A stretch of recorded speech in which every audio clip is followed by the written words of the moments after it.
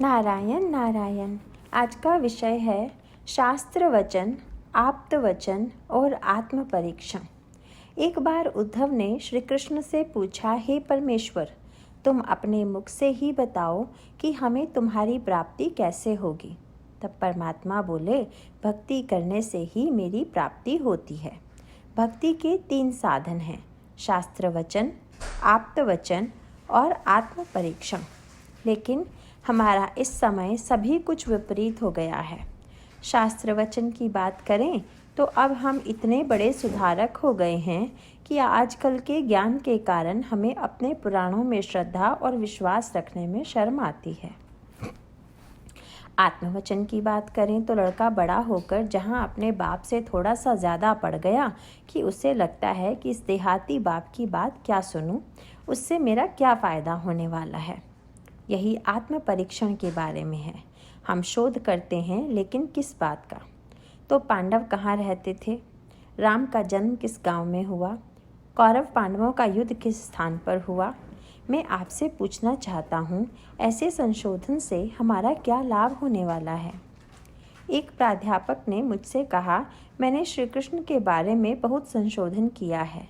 उनका जन्म स्थान कौन सा, उनका निवास स्थल कौन सा, इसके बारे में अब पूरा विश्वास हो गया है। मैं कहता हूँ कि वे जो कर रहे हैं सो ठीक है, किंतु संतों को श्री कृष्ण प्राप्ति के लिए उनका जन्म कहाँ हुआ, इसका निर्णय जान लेने की आवश्यकता नहीं थी। उन्होंने दृढ़ उपासना करके भगवान को अपना कर लिया। यदि सत्य कहा जाए तो श्री कृष्ण का जन्म उपासना के द्वारा हृदय ही में होना चाहिए और वही सत्य जन्म स्थान है।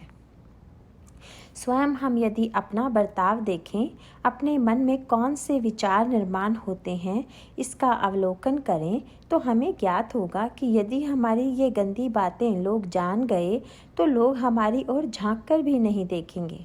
ऐसा होते हुए भी हम अपने संशोधन और विचारों का अभिमान करते हैं, इसे क्या कहें? क्या इस ढंग की वृत्ति से हमें भगवान का प्रेम प्राप्त होगा? हमारा परमार्थ कैसे चल रहा है, यह कहने की आवश्यकता ही नहीं है। हम उसे अच्छी तरह से जानते हैं। गहरा अभिमान, विचारों पर नियंत्रण नहीं, साधन करने में आलस्य, ऐसी हमारी स्थिति है। लेकिन हालत में हमें भगवान के प्रेम की प्राप्ति कैसे होगी? साधु संतों ने इस पर एक ही इलाज बताया है और वह इलाज है भगवान के प्रति पूर्ण शरणागति। श्री राम को अकुलाहट से कहो, राम, मैं अब तुम्हारा हो गया हूँ।